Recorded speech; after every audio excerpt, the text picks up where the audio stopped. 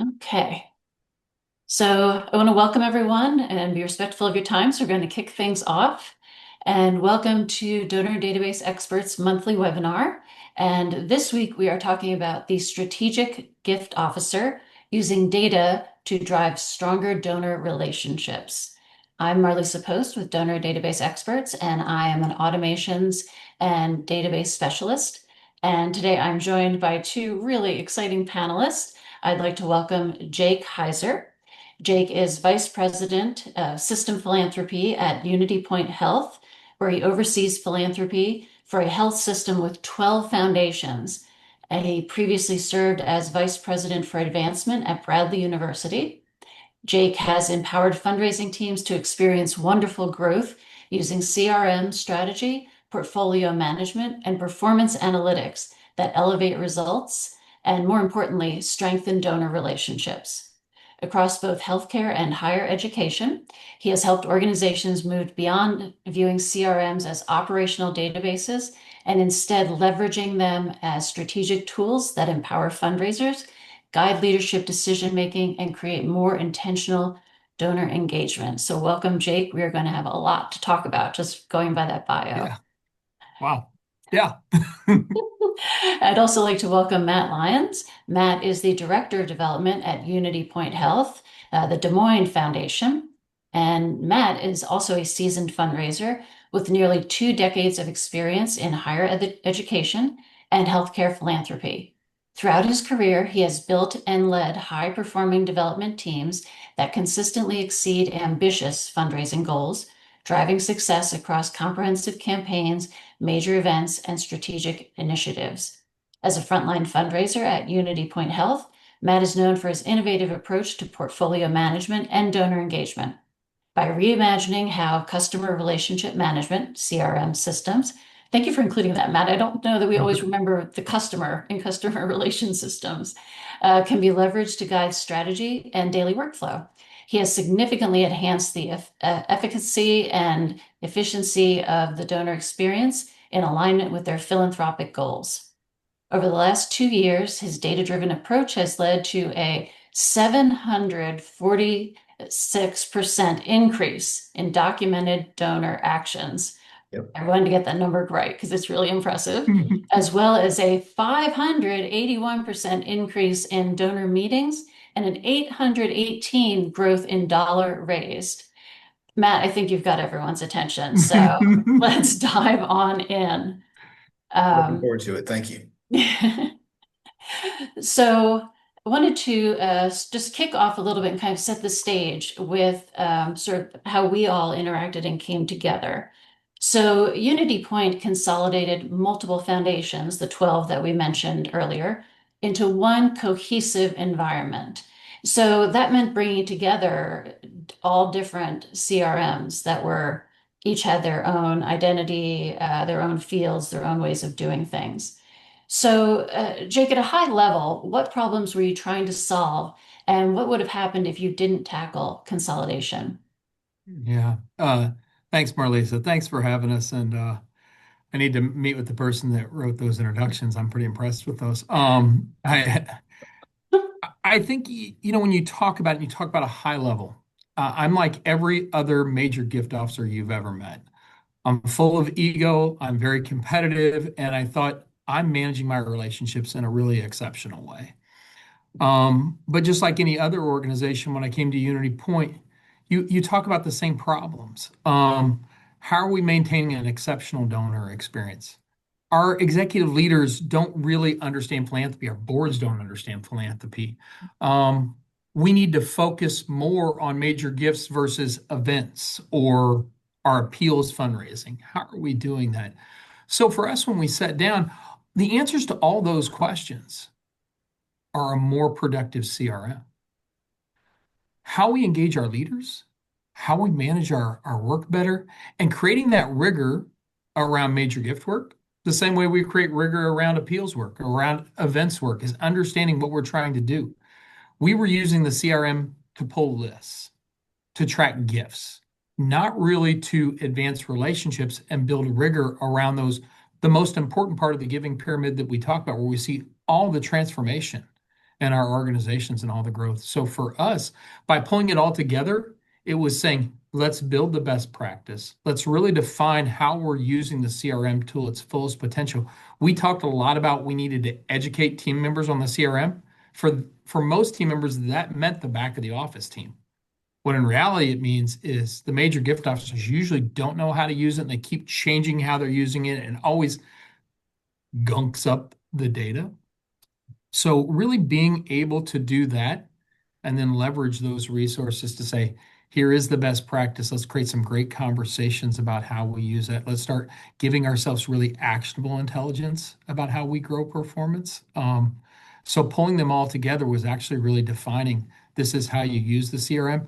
And a lot of times the question that we get answered, and we use Razor's Edge, is RE doesn't do that. When in reality, we had just not used it to do that yet, and we needed to build those practices in. We see that a lot with clients, just not realizing whatever database it is, be it, Razor's Edge, Mhm. Virtuous, not understanding how powerful the tool they have at their Yeah, fingertips is. And I know we have people attending who use Razor's Edge. We have people attending who use other things. And I love that what you're saying is not Razor's Edge specific. I no, mean, this philosophy that you guys are working off of applies to any CRM. absolutely, Marlisa. I can't say it enough. When I have a peer that says to me, "Hey, we're going through a database transition," if that's what you need to do, I completely understand. But first and foremost, make sure you've taken the time to fully understand how to use your CRM and how it works. And oftentimes it's us major gift officers out there, principal gift officers saying it doesn't do this, it doesn't do that. I don't like this, but we've never had it actually set up to do that and built our dashboards out the right way, understood the usage from our end or how we're engaging even our senior leaders and what it can do for us. Absolutely. So you've shared a little bit now with sort of the things you were thinking about going into this process. I'd love to hear a little bit about for you, what did success look like once everything was brought together and you'd educated the different teams, which we'll talk about in a little bit. What did success look like in the first 90 days? And then also at a year, what things were you looking at and looking for, not only with the CRM, but with your people? The first 90 days, I might have some people that get on this webinar and want to hunt me down afterwards. Matt, don't tell any of our Unity Point team members I said this out loud. Uh, It's our secret. Yeah, I no, I no one's had to no one's watching repeat you. several times for colleagues. Yes, success is they're going to be frustrated. They're going to tell you, I don't have time to do this. They're going to ask questions. I'm not sure exactly what you mean here. But it also, success looks like they're asking those questions, they're making those comments, they're trying to understand, they're putting in data that oftentimes our data team said, that's wrong, that's not going to work. No, no, no, that's exactly right. We need to get them in there to see how they're thinking and how they're approaching their work. We're giving them the structure, we built in our processes, we built in our rules of engagement, but it's got to be elbow to elbow learning. It's a process. We just can't define perfection. We use the phrase a lot, practice to perfect. Barrier identification, barrier resolution. So once you got to 12 months, now you've got proactive information in there that they actively can start managing themselves and learning from and see, I see what's going on there. I saw what I've been doing in the past and how I might be able to adapt it. I have a better view of what my portfolio might be capable of. A lot of comments early on about, I don't have good enough prospects. Okay, let's look at who you're working at. And particularly within a year, you start to go through the first phase of I've been talking in a transaction mindset. Now I actually have a stronger comprehension of a cultivation mindset and how I'm taking a donor through the process and how I can use the CRM to help me manage that. We use a phrase quite a bit from a wonderful book, and I'm called Getting Things Done by David Allen. The mind is for having ideas, not holding ideas. And so often when you're trying to hold those ideas and you don't put them in the CRM, you can't really actively manage the relationship. Yeah, speaking from our point of view, one thing we do see a lot is people, for one reason or another, storing data in external Excel spreadsheets, either Sure. because it's quick and easy, they don't know where to put it in the database, And I know for our database administrators out there, it makes them just absolutely howl in pain when they find Oh, out sure. that whether it's a VP, a development officer, the annual giving person has some spreadsheet that they're also tracking things Oh, yeah. on. So I think, yeah, using that GTD, the getting things done mindset of you need to get it down, but also getting it in the right place is so Yeah. important. Well, and I'd probably add, I mean, Matt got to experience, we do regular reviews. Was that what your first 90 days kind of felt like, Matt, or even the first year? Yeah, I mean, it was you were having to push us along to get us to adapt to it without a doubt. But I think once we sort of understood the rhythm and the why behind it, that's when people started to adopt it. When they saw it started to see results is when it really took off. Yeah. There That's was a one. lot of, and Marshall Partners and donor database experts now was a key partner in just looking at every team member and saying, just trust us. I know you don't have enough time to do this right now. You will find when you do this, you'll have more time than you could have ever imagined. Yep. Yep. And I do have to share, I'm sorry, Jake, but Adam Hazelhun has shared too late. We heard you. Oh no, I did not know team members were logging on. So the word is out. You may owe them, I don't know, a pizza or a round of drinks or something uh, after this. Knowing our group, I owe them a lot more. So I wanted we heard those amazing metrics specifically around Matt and his team Yeah. when we started. But Jake, I understand, and correct me if I'm wrong about this, that these changes that we're talking about contributed to an overall 40% increase in fundraising revenue across the system. So first of all, is that statistic correct? Yeah, 43% in revenue, and that's over a 3-year average, and it's a building. It's not a one-time blip. It was 30% 2 years ago, 43% last year. And as of the first quarter this year, which should be a qualification, identifying new priorities, mindset year. So we're not in as many fundraising initiatives. We're actually outperforming our targeted revenue by 38% right now. That's really, really wonderful. Yeah. We've been talking about the changes now with looking specifically at that metric. What are a couple of the changes that were implemented with consolidating and completely rethinking how you approach data? What do you think were the biggest drivers of that success? Um, you know, what probably the biggest drivers is you saw everyone early on documenting every gift conversation they were having. And that started to create a realization of how much transactional conversation I'm having.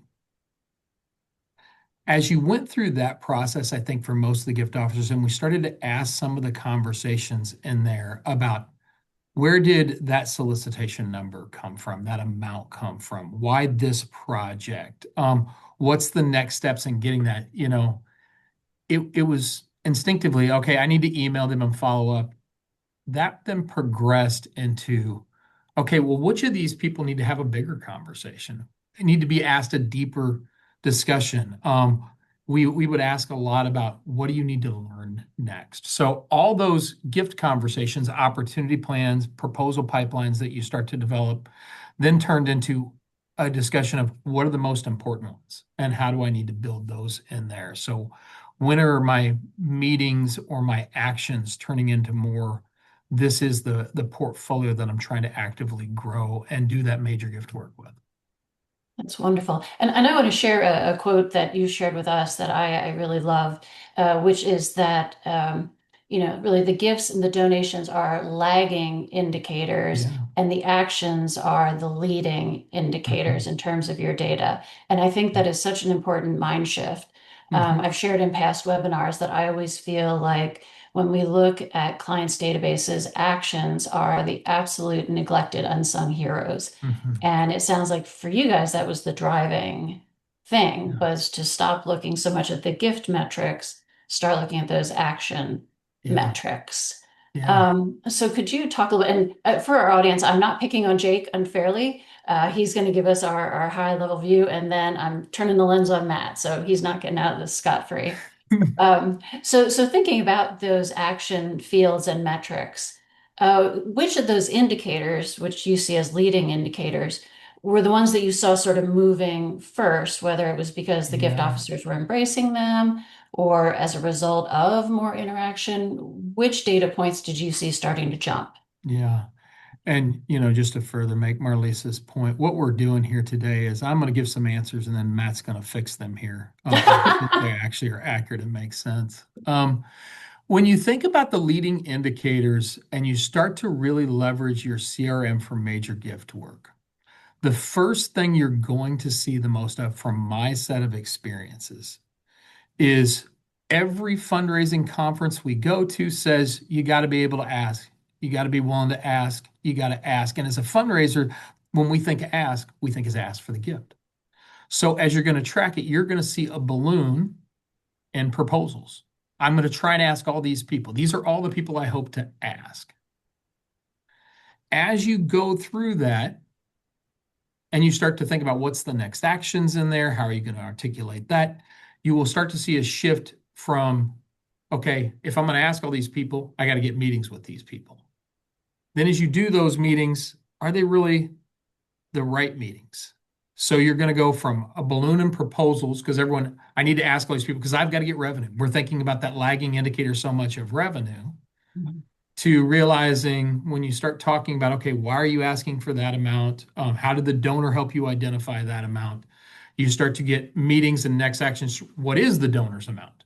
We talk a lot there's a great training program out there, Generous Change, that I'm a big fan of with Jenna Goodman. She talks about tapping cultivation, timing, amount, purpose. How Mhm. did you use the donor in your next actions to identify the right timing for their major gift? How do they make decisions about the right amount? What's the purpose, the priority that they're most passionate about? And as you see that, you keep seeing this correlation. You go from proposals to meetings and next actions. Then are those meetings actually creating actionable intelligence on what should be your proposal pipeline? So it goes back to the right number of proposals. Seem smaller than what it was before. And then you get into more, well, I'm not getting enough proposals because I'm asking the right questions, so I'm not really getting major gifts. So then you go into portfolio penetration, and the next one you start to see is more qualifications. So at Unity Point, we saw a lot of our portfolios. Hey, I could ask that prospect for more money, but then I want to get more prospects I can ask for that. So they started to look at their portfolio a little bit more and identify who hasn't been connected with and who hasn't been talked to. Once we worked through all that, now I need more prospects. So we started qualifying more at that time. And you just mentioned a little bit of training, and how you did train people with this mindset. What things have you put in place to keep performance from slipping, whether it is that ongoing training, using dashboards, data governance, leadership expectations? What things did you put in to support this new Yeah. way of looking at the CRM? Yeah. Well, first and foremost, dashboards, which again we utilize DDX to accomplish, are pivotal. They help the fundraiser self-manage. They help them start to identify how they drive their own performance, how they own that performance, how they can control the outcomes, how you use opportunity plan trackers to really know where your prospects are at and where your portfolio is at. But in doing that, you also allow them through what we do is a quarterly meeting, a process we've developed on portfolio review. And we're very intentional about using the word portfolio in the front end. Prospect strategy, you start to talk more about individual prospects, whereas portfolio review creates a sustainable portfolio performance where we're really looking at correlation effect. Are your meetings leading into opportunity plans? Are your opportunity plans leading into gifts? Are you building in those next actions? And each of those become an accountability and deep thought partner. Is your portfolio truly performing to where you need it to? And if it's not, and I used the phrase earlier, can we identify those barriers and can we resolve those barriers for you? Maybe it's already in your portfolio and we haven't identified it yet. Maybe you need to have more qualifications and do more prospecting out there. What do we need to do to ensure that? Maybe we need to ask different questions of our prospects, but it's that continual process, that elbow to elbow. So often we want to go to, well, we're going to send you to Razor's Edge training on how to do that. Well, that's hard to remain consistent on it. We're going to put some materials out online. We're going to do a handful of lunch and learns. We're going to hire a trainer to come in and do fundraising once a year on major gift work. It really is that practice to perfect mindset each quarter where we're going in. Did you put this in there? How can we do that? How's that going to help you perform better? And each quarter, there's a different theme of understanding what does this quarter mean? How do you start off the year the right way? We talk about sprint to start. You get into the second quarter, if you're going to be able to solicit those people by the end of the year, you probably need a pretty good chunk of those opportunity plans in by the second quarter. By third quarter, it becomes imperative that you have prospects in ready to solicit mode if you're hoping to close them out. And if they're not ready to solicit, how are they building your pipeline for 2027 and making sure you have that? And then how do you tie off the end of the year and make sure you're building that portfolio? So every quarter has a theme that also teaches the fundraiser not just how to use the CRM to self-manage, but also how they should be looking at their portfolio performance so they better understand, am I on track? Not is my revenue number where it's supposed to be, which we so often will sit there and think about. If this one prospect delivers a gift, then I'm going to make my year. It's not about that. It's about 40 to 50 opportunity plans, proposals that you should be able to have for that year, and understanding you get to that number, and you'll ask about 20 of those prospects and close about 14 or 15 of those prospects. One thing I really want our audience to understand, and I can't hit on this hard enough, is bringing together 12 essentially independent foundations under one database system. And so each of them still act as their own independent foundation, correct? They do. They all have their own revenue targets, their own goals, their own fundraising priorities. We do have some that go across the organization now, and we are able to roll them up and talk more how we perform as an organization. But yes, they all have their own separate 10 number. So for our audience, I just want you to envision for a moment, and you can stop when it gives you hives. Think about just 12 foundations in your area and imagine that you've just all agreed that you're going to share a database. So that essentially is what Jake and Matt went through. And so, Jake, at a high level, when you decided to do this, how did you think about standardization so that for the gift officer and also especially your donors, that this would be seamless? Because of course, for your donors, you don't want them to notice that anything has changed. Can you just talk a little bit about a high level, what those conversations were like? Yeah, I mean, gift recognition becomes something you really have to be thinking about. Solicitations and appeals and how those are coming out. Rules of engagement for your major gift prospects. We will show up, especially when donors that span geography for us may have given the organization $25,000 this last year, but maybe gave the Des Moines Foundation $10,000 of that. So how are you monitoring for that?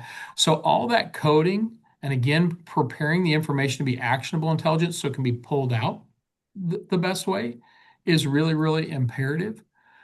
But also what we thought about a lot for that donor experience was, I mentioned earlier, the rigor around appeals and events. We have this practice of how we do stuff.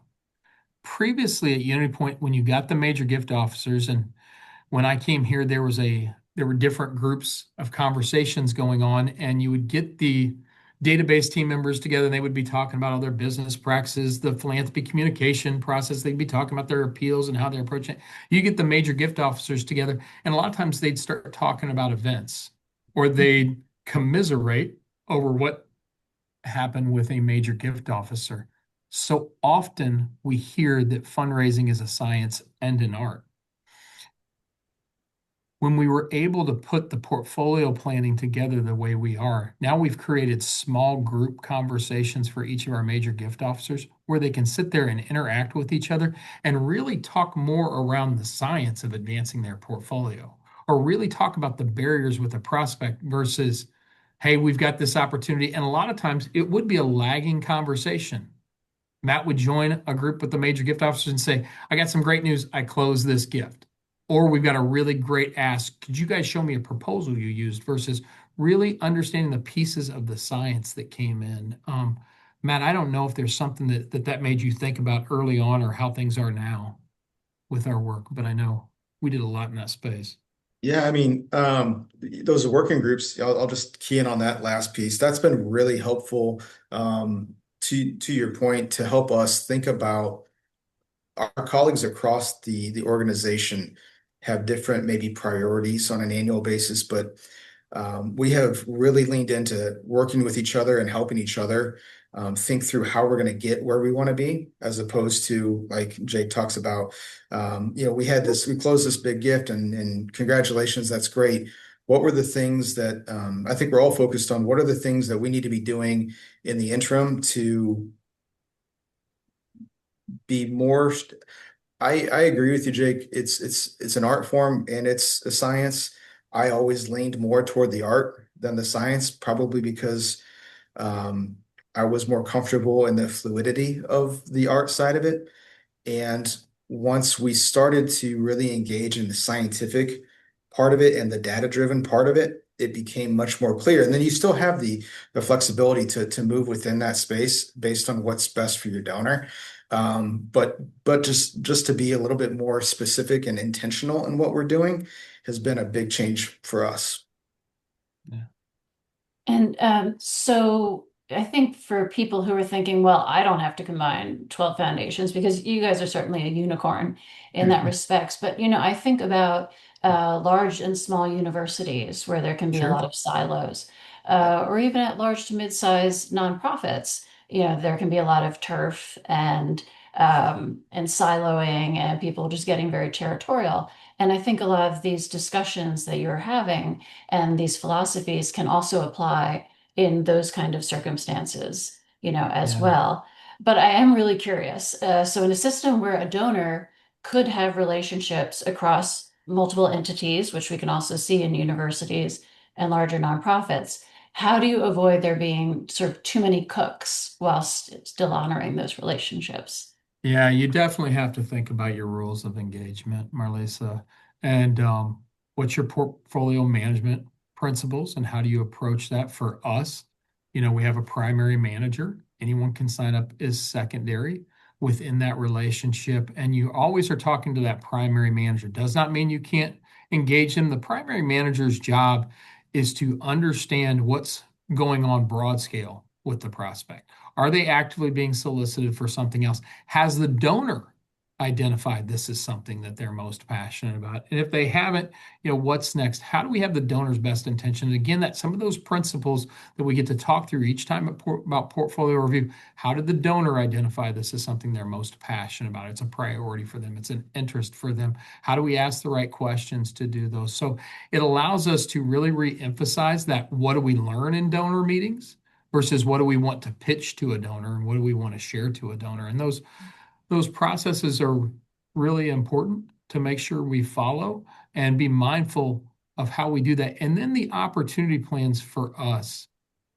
So often we want to talk about dual credit for fundraisers. And for our dashboards, we can show total gift officer credit, but we also want to show driven by the opportunity plan you're presenting and understanding that opportunity plans are what you can control in your performance. And those are individual items that you continue to build out. And it's important to have that clarification of who owns that movement and how it progresses forward. But I want to add real quick, Marlisa, to your question and your comment earlier about those silos and what Matt was sharing about how it allowed them to have different conversations. So often, we think, well, my donor's different, my experience different, or my executive or our CFO doesn't really understand fundraising, or our board members don't understand fundraising. And I know we might get to this later, but it's so imperative to say what everyone does understand is the universal language of math and dollars. And to be able to put that in there and show that this is the type of math, this is the type of performance that it takes to yield success. This is the type of movement with a donor it takes to yield success, gives a common vernacular, pipeline velocity, portfolio penetration, visit conversion to dollars, all those things matter, and you can start to talk about that within an organization. And for us, when you have 12 foundations, it also empowered us to look at our peers across other organizations. Matt's a new gift officer. He's got a brand new portfolio. How's he doing compared to Lindsay and what she's doing with a brand new portfolio? What did she learn versus what did I learn? What is she doing differently than maybe Matt's doing? It allows for all that learning to take place amongst peers and to really, when I see a set of circumstances with Matt, I can say, that's really great. And one of the reasons Matt's on here is I can't recognize enough the tremendous job Matt Lyons has done with his portfolio. So we have a lot of team members go over and talk to him and say, hey, this is how I build performance. This is how I've grown the outcomes. Because he did not have a great portfolio 3 years ago and has really leaned into how he's a very talented fundraiser. How do you make a subpar portfolio a great portfolio through the right activities and the right science? Well, Matt, Lisa, Jake just teed you up. Oh, so go ahead, Matt. I was just going to I, call on you. I was just going to add on to that. I think part of that, the gift officers need to be doing their job, right? On the ground and boots on the ground and need to be meeting with people. But I think a big part of this is there's a difference between a scarcity mindset and an abundance mindset. And so when there's a scarcity mindset, the gift officers want to grab a hold of this and not really want to share and not do what's best, ultimately what's best for the donor. Our leadership has done a really good job across the organization, and then each of our individual foundation leaders have done a tremendous job of an abundance mindset, of a sharing mindset, of all ships are going to rise when we do what's best for the donor. And then our gift officers have bought into that. We've just got a really strong culture of sharing with each other, cooperating. What is going to be the best thing to get ultimately to get the gift across the line? And maybe that's not right now. Maybe it's we got to wait a little bit longer because there's a different project that's going to be a little bit maybe more in their wheelhouse. And I had 15 years in higher education, so I saw a lot where you've got one spouse is a College of Business alum, the other one's a College of Education, and how are we going to do this? And so it comes back to leadership saying, hey, when all ships rise, we're going to acknowledge everybody that's part of this team that helped get this to the close. So I think I'm very proud of how we do that here, and I wanted to make that note. Wonderful. Matt, that metaphor of yeah, rising tide lifts all ships, that's one of my favorites. So I'm so glad that that's part of your thought process around this. And I want to turn our attention to, although Jake, please feel free to chime in. But hearing sort of more of the day-to-day, as you said, boots on the ground perspective. We've talked about that actions are really the way to document both past touch points and then scheduling future ones. How did you all, as the gift officers across these different entities, sort of standardize those actions so that they became reliable enough that you could manage all these data points across the different entities? Yeah, I think it was changing a mindset of the CRM. We used that, or at least I did. I won't speak for everybody else because I was probably a late adopter to this, and a little bit of my background, my time in higher education was primarily in collegiate athletics, and so we were just churn and burn, and we were moving all the time, and so I saw a CRM as a way to, like Jake mentioned earlier, it's pull my list, where are we at on revenue, and then check it before I go see the donor to see, did that check come in? When did that gift come in? Okay, remind me, what did we talk about last time? That kind of thing.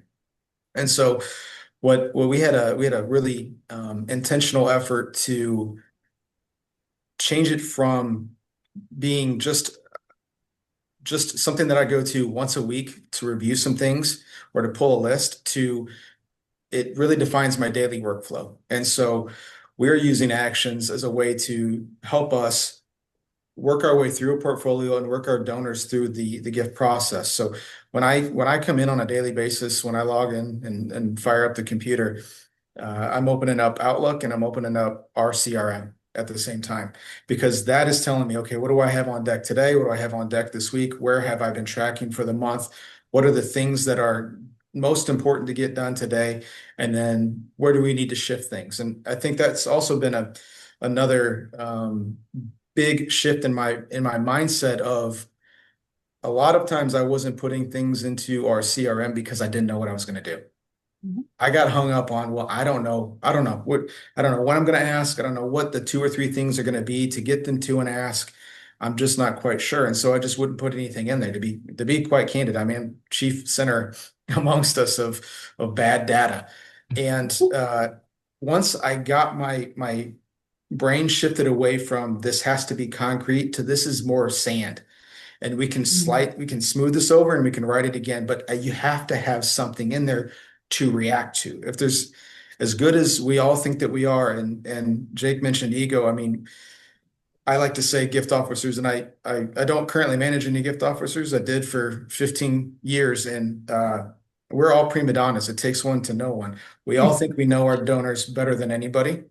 We all think we're going to be the secret sauce that gets them to make a gift. But the fact of the matter is, when you have a portfolio and you have several hundred, 100, 125 people that you're trying to manage, and you've got different uh, qualification or cultivation or wherever they're at in that donor cycle, it's impossible to stay on track of it. And so when you have those actions, the future actions, and you've got past actions that come up as a, that little alarm, that little red triangle that I have is, that is a four-letter word in my mind. I hate to see that in there. So when you have those things, it's really helping you track your workflow. And I truly believe it has resulted in a much better experience for our donors because we're consistent, we're following up the way that we said we would, and we're making sure that their needs are met. And ultimately, I think while we're not pushing anybody through the process quicker, I think just naturally it's more efficient. So they probably get to a gift or we get to a solicitation quicker than I think we would have if we weren't so organized. So it sounds like, and I loved how you talked about it being sand, instead of, maybe a bedrock, the way that some of us look at our database and think that all data points are fixed.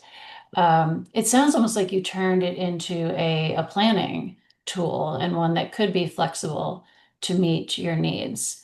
Absolutely. Were there parts of the action tool as a whole, any of the fields or the action types or any of those pieces that you found really helpful in going on that journey of this being more planning than fixed reporting?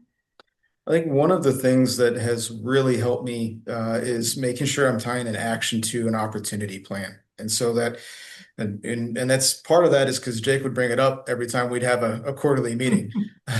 But because I got tired of him asking me about it. But the other part is honestly, it has helped me just make sure that I know it's malleable. Like I was saying earlier, let's just put something on there. Let's make sure that we're viewing rather than we get into in previous organizations, and it doesn't matter which one it is. I'm not picking on any one of them, but we would go into a portfolio review or prospect management meeting, and I hadn't thought about that donor for the last 90 days. And then we got back in that meeting. I was like, oh yeah, I should email that person and find out how they're doing. And so rather than every 90 or 120 days talking about a donor, because we all know that you have certain donors that just get lost in a corner of your portfolio for whatever reason it happens to be. When you put that future action on there, it is a reminder, it brings them back to the top of your inbox, for lack of a better term, and reminds you this is somebody that I got to figure out what I'm going to do. It's okay if it's not set in stone, but at least I'm talking about it, I'm thinking it through. And then they're just more top of mind and moving it through. So I don't know if I went rambling there, but I think that the next action on an opportunity for me has helped make sure that the opportunities that I know that I'm going to get done this year are moving along, and then identify when something comes up that I've got to make an adjustment, I can very easily and quickly do that. I I gotta jump in, Marlisa. Please. What Matt just said about portfolio reviews. He's never said that in front of me before about I went in, that was the next time I thought about it was, when I got asked during portfolio review, oh, I haven't thought about that prospect in 90s. That is so, I just like, oh my gosh, that was me too. That was before I started using the CRM. That couldn't have been a more accurate reflection. And that next action, and even the mindset of thinking about, okay, what do I need to learn from the donor next time? Not we just keep thinking we're sharing, and if we share the right thing, the donor will have some epiphany and they're going to just give. But what do I want to learn in the next action that's going to keep progressing them closer to being aligned for this gift solicitation? It is so powerful. And you watch our gift officers and Matt, thinking right after they met with someone, okay, how do I need to progress the relationship next time based on the donor's interest, the donor's desires. They just do a very special job of moving that relationship forward in really effective cultivation. Love that Absolutely. analogy. Absolutely. I think we've all had that panicked meeting with our manager where we're like, oh, that thing we talked about last time that I haven't thought about since then. I want to talk a little bit more about this idea of malleability within the database, because a good gift officer, good leadership, and a good database administrator all understand that there's points in the data that need to be fixed, and then there's points that need to be able to flex. Matt, can you talk a little bit about sort of the intersection you experience between gift officer and database administrator in your experiences? We're really fortunate. We have great people in those roles. They have given they understand that the gift officer needs a little bit of grace to start to understand how to do this, and so they've been very patient with all of us. And so, in terms of the fix and the flex, I mainly live in the flex space. So what we're not going to do is we're not going to adjust our opportunity names. That's something that is going to be pretty fixed across it, so the data is getting pulled out. But most of what I live in is malleable, and they've given me the ability to change it and adjust it however I see fit. Yeah. That's great. I Uh, I jump in there on that. As gift officers, we want to use the phrase, it takes time. Relationships like this take time. The donor's got to be ready. And for our database team members and our operations leaders, they want to live in the black and white. Okay, Yeah. but what do you mean by time? Yeah. And by making the expectation, we want the data entered so we can see what you're trying to do. We create that common vernacular of math and science. We can see that. We can see progression, but in the same space to what Matt's saying, that adaptability is saying, okay, I understood you were planning to ask by July 31st. You had a next action in there. This is what happened in that next action. We've got to push it back to October 31st based on what you learned. It solved that vagueness of it takes time to it takes action, it takes understanding, it takes progression. And that action, understanding, progression worked for everyone because Matt, you did a great job of saying it earlier. Because the data was in there, it gave us all something to react to. Yep. So we've been talking a lot about kind of this shift in mindset, and there's one thing I really want to drill down on. For years, of course, the mantra has been, donor-centric fundraising. And I feel like at the annual giving level, that's been very easy to internalize. But I think when you get up to the major gift level, because the metrics have traditionally been, and I think for many still are, dollar driven. And because of that, I think the focus is still on the solicitor and how much have I raised? How much have I brought in? Your model and this mindset shift from the lagging indicator of dollars to the leading indicator of actions, I think does finally make this for major gifts donor centric. Can you talk a little bit about what behaviors had to kind of change, outside of just using actions, things around contact planning, stewardship continuity, things like that to really also make that shift happen from thinking about the solicitation numbers to the donor? Yeah. And Jake, you Matt, want I'm to go looking at ahead? you first. Yeah, I'll jump in first Okay, on or that. Jake. When I started fundraising, I put in meeting notes. And I would put in notes like they went on a vacation next month. They really enjoyed what I had to say about X, Y, and Z. They talked positively about this person. And there was no intentionality, there was no progression in it. I'd go to fundraiser training, like I said earlier, and it'd say, you got to be willing to ask. You got to be willing to ask. And whatever you ask for, just double it or triple it or whatever. And that'll be a really good ask. The leading indicator activity of understanding how many meetings it takes to move a prospect to an opportunity, how many opportunities you need to be able to solicit So you need about 40 or 50 opportunities in a year to solicit 20 people. And you need to solicit about 20 people to get 14 or 15 major gifts.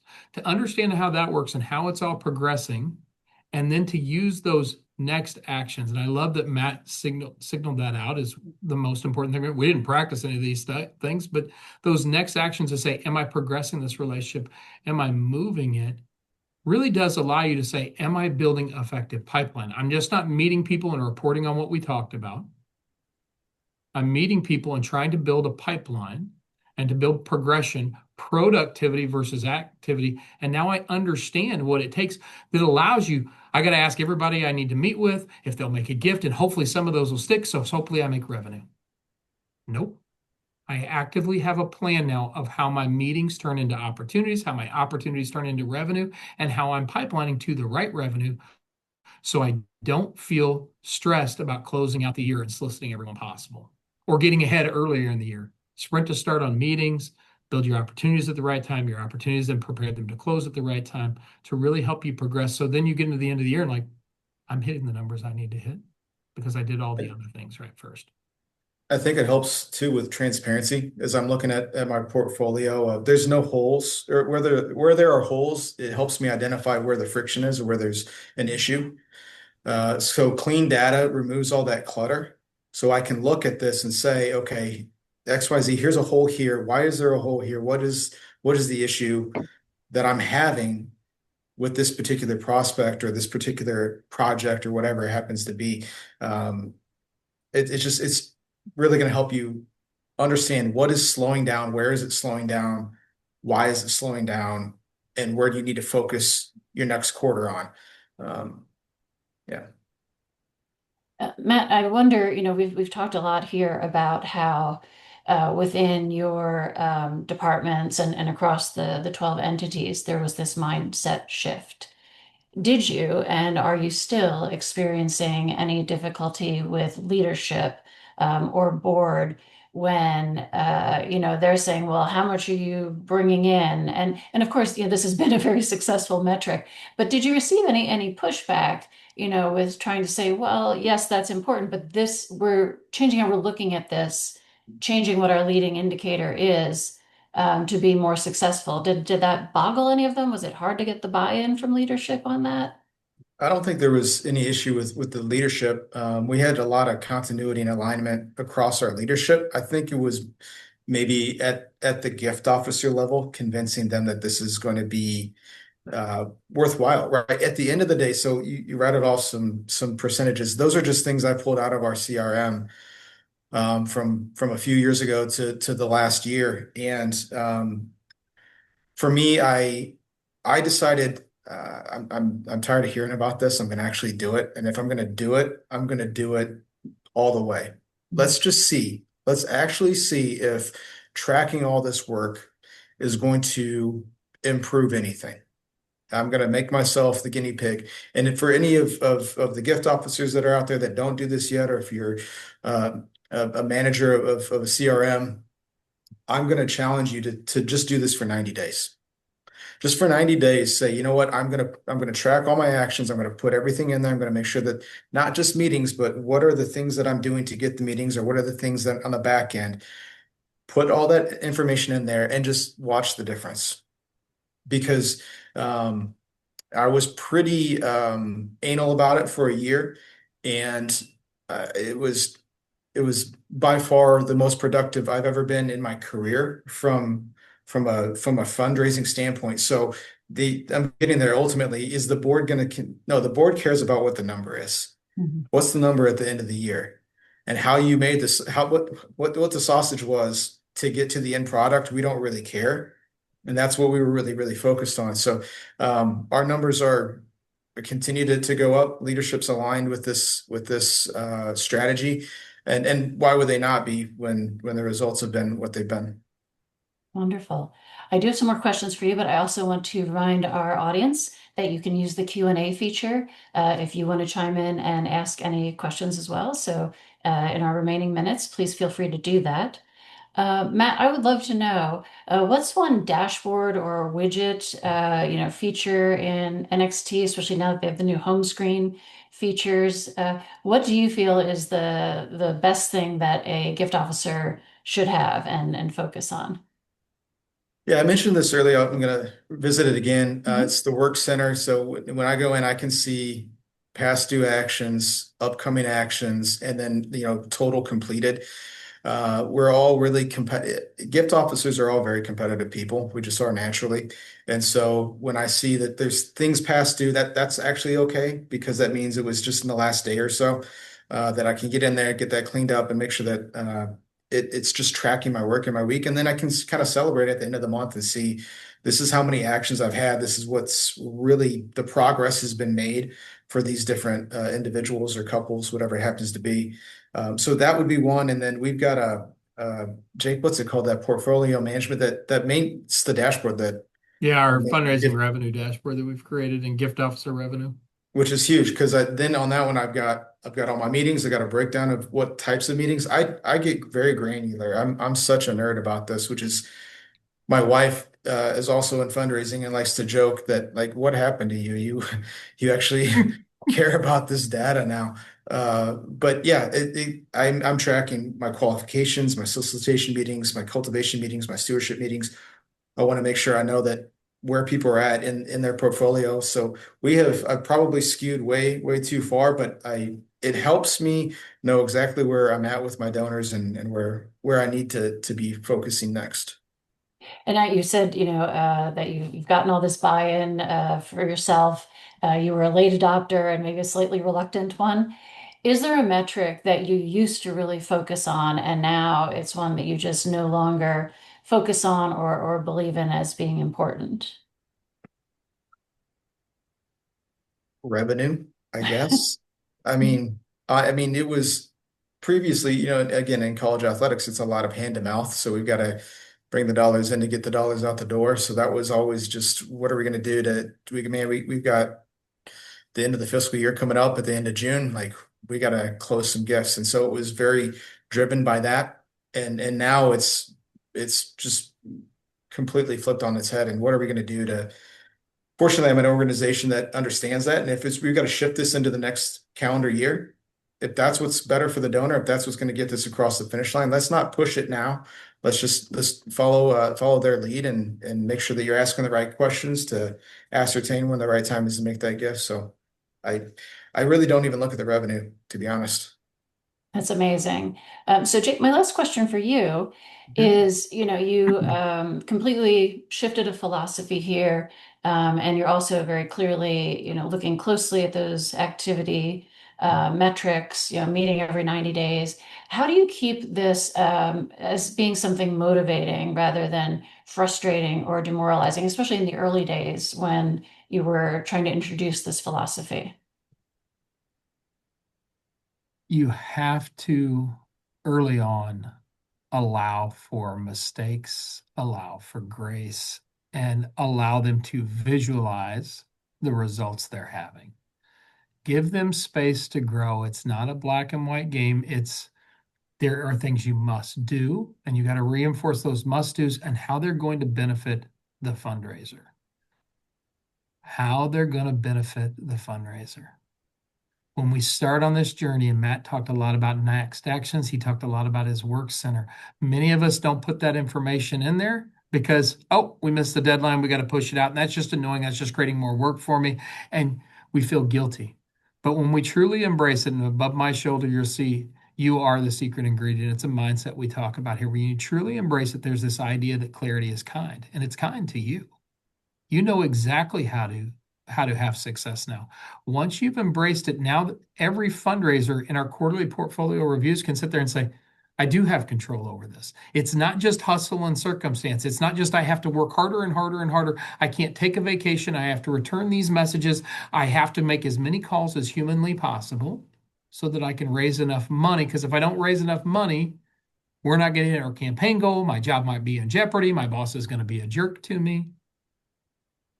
No, you do have control. And by allowing them to start to visualize that control they take and allow them to start to visualize how they impact their own success and drive that success is a very empowering feeling. And for me, it's also answers a big question we ask in fundraising. How are we developing the next generation of fundraising leaders?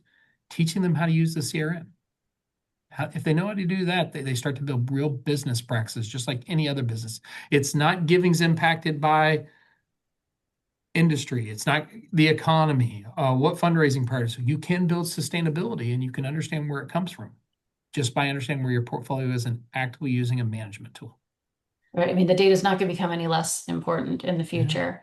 So, in our last sort of minute here, we've had an excellent question come in, and my challenge for each of you is going to be to give a one sentence. You can use as many commas as you want in your answer.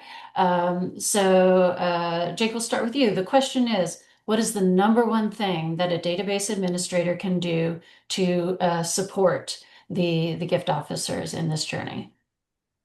For the Unity Point team members on this webinar, they've never heard me speak in one sentence. The one thing a database administrator can do for their fundraisers is schedule consistent check-ins that you're not going to negotiate on. You're just going to keep doing so you can keep meeting them and understanding where your fundraisers at and how you can help them support that improvement. They're going to be painful at first. Embrace that, but that continuity of checking in with them so you can meet each other in a line the same way we meet with donors in a line. Excellent. And Matt, what would you say? How can your database administrator support you? Give the gift officer a little bit of grace because we are creatures of habit that don't like to change quickly. But when we see the results, that is when we are going to change. And so if you can help the gift officer understand the ability of this tool and how you can leverage it to generate more revenue, that's when they're gonna adopt. Excellent. I think that's a wonderful thing to close on. I want to thank both of you so much. I did see someone ask, and I want to remind everyone attending that you will receive an email that will have a link to this recording. So you will be able to access it, share it, watch it at night over and over so it gets embedded in your head. Also, join us next month, June 16th. The topic will be migration or optimization, what every advancement team should consider before changing CRMs. And so, thank you, everyone. And again, thank you, Jake and Matt, for being with us today. Thank Thank you, you. Marlisa. Take care.